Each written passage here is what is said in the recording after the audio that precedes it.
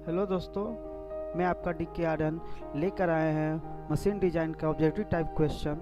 ये first chapter का D part है जिसमें हम लोग theories of failure, statics and dynamics के बारे में चर्चा करते हैं। चलते हैं, देखते हैं next question. Permissible bending moment in a circular shaft under pure bending is M according to the maximum principal stress theory failure of the permissible bending moment in the same shaft, यानी कि principal maximum principal stress theory का use करना है। देखिए M bending moment लगा रहे हैं तो वहाँ पर बेंडिंग स्ट्रेस जनरेट होगा 32 m by pi D Q. तो यानी कि एक तो आएगा, मतलब कि दोनों तो सिग्मा एक्स जो जीरो आ जाएगा और सिग्मा वाई क्या आ जाएगा 32 m by pi D Q आ जाएगा, 32 m by pi D Q. और डायरेक्ट है, मतलब कि यहाँ पर कोई ट्विस्टिंग नहीं दिया गया है, तो सिर्फ एक ही बेंडिंग स्ट्रेस जनरेट होगा 32 m by pi D Q. अब कह रहा है कि इसका यूज करना maximum stress theory. Maximum stress theory में क्या होता है कि सिग्मा वन जो होता है, जो सिग्मा वन हो जाता है या सिग्मा टू, वो हमेशा लेस एंड इक्वल टू होना चाहिए एस वाई बाई एन का, एस वाई बाई एन का लेस होना चाहिए। S Y N equal to one यहाँ पर डालेंगे क्योंकि फैक्टर ऑफ सेफ्टी के बारे में कुछ नहीं चर्चा की है। और सिग्मा वन कौन सा होगा, जीरो होगा या 32 m by पाई डी को, 32 m by pi D Q होगा यहाँ पर, यानी कि यहाँ पर 32 m by pi D Q रखेंगे। आई एस एन के एस वाई के जगह पर क्या लिख सकते हैं 32 my by pi D Q, वही तो 32 m by pi D Q, तो 32 by पाई डी क्यू फिर M equal to M Y आ जाएगा, यानी कि एम हमारा सही आंसर हो जाएगा। वही एम वाई पूछ रहा था यहाँ पर। देखते हैं next question.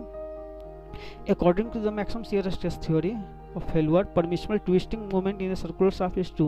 The permissible twisting moment in the same shaft पर the maximum principal stress theory, यहाँ भी मैक्सिमम प्रिंसिपल स्ट्रेस थ्योरी कहा गया। यहाँ पर हम जानते हैं कि टी के corresponding 16t by pi D Q, उसका मतलब 16t by pi D Q stress लगेगा, यानी कि टाउ शियर स्ट्रेस होगा 16t by pi D Q हो जाएगा, 16t by pi D Q यहाँ पर आ जाएगा। तो देखिए यहाँ पर कह रहा है मैक्सिमम प्रिंसिपल स्ट्रेस थ्योरी के अनुसार आपको निकालना है, फैक्टर निकालना है, टी का मान निकालना है, twisting maximum permissible twisting moment निकालना है। तो यहाँ पर टी यदि 16t by pi D Q है तो एक ए होगा -16 by T pi D Q और बी हो जाएगा +16t by pi D Q, यानी कि सिग्मा वन या सिग्मा टू। तो हम लोग जानते हैं मैक्सिमम प्रिंस सिग्मा वन या sigma two less equal to S Y होना चाहिए। तो सिग्मा वन कितना 16t by pi D Q आपका पास है, तो ये लेस देन कितना होना चाहिए था, एस वाई का लेस देन होना चाहिए था। तो एस वाई क्या होता है, ये भी यील्ड स्ट्रेस मतलब कि डिवाइड किया गया, तो ये भी तो हो जाएगा 16t by पाई डी, ये भी तो इसका कोरस्पॉन्डिंग ट्विस्टिंग मोमेंट क्या हो जाएगा, यदि 16t by pi D Q हो जाएगा इसका कोरस्पॉन्डिंग ट्विस्टिंग मोमेंट, यदि टी लग रहा है उस शाफ्ट पे तो इस इतना स्ट्रेस मतलब शेयर स्ट्रेस जनरेट करेगा। तो 16t by pi D Q, यानी कि सब चीज़ का टी इक्वल टू क्या हो जाएगा टी वाई हो जाएगा, यहाँ भी टी आंसर आ जाएगा आपका। ठीक है, ये solid circular shaft is subjected to a pure torsion. कोई सॉलिड से प्योर टॉर्सन है, the ratio of the maximum to normal stress, maximum shear stress to maximum normal stress at a what would be होगा।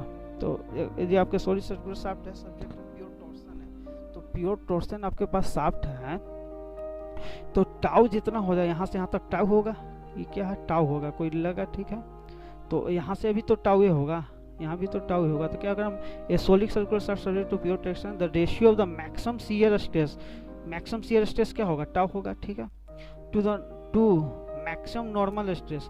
तो maximum normal stress क्या है, ये भी तो टाउ है, तो ये भी टाउ हो जाए, तो क्या हो जाएगा 1:1, यानी कि हमारा क्या आंसर आ जाएगा, ए आंसर आ जाएगा।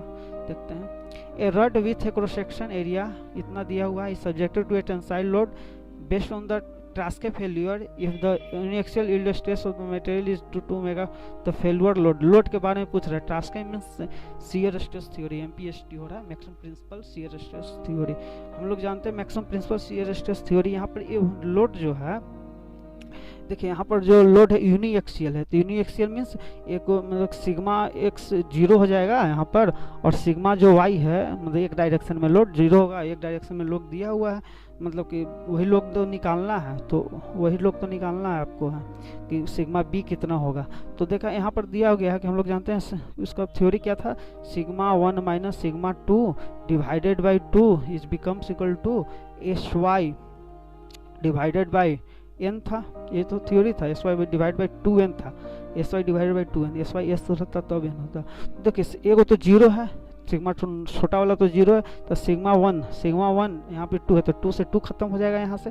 और फैक्टर ऑफ सेफ्टी के बारे में तो 1 ले लेंगे, नहीं चर्चा किया गया है। तो एस वाई 200 है, तो 200 का 200 होगा, यानी कि सिग्मा 1 कितना हो जाएगा 200 होगा, यानी कि मैक्सिमम शियर स्ट्रेस कितना होगा 200 होगा।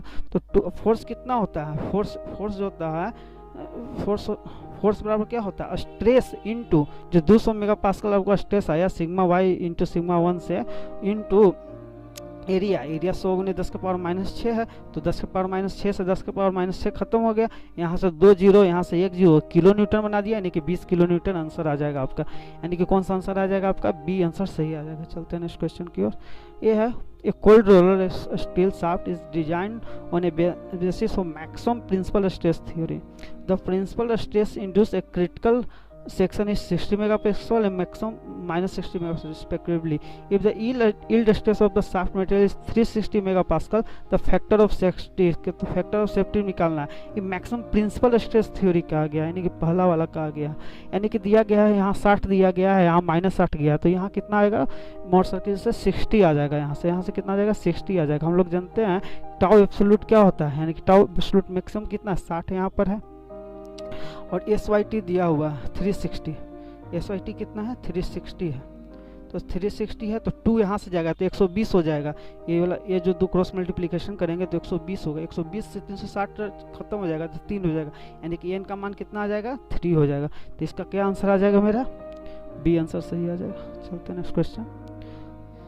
Disruptive strength is maximum strength of a material when, जो डिसरप्टिव स्ट्रेंथ होता है it is a strength of material when it is subjected to 3 principal tensile strength at a right angle to one another and they are equal in magnitude. Actually hydrostatics condition का है, जो strength होता है उसे हम कहते हैं disruptive strength of maximum strength of material.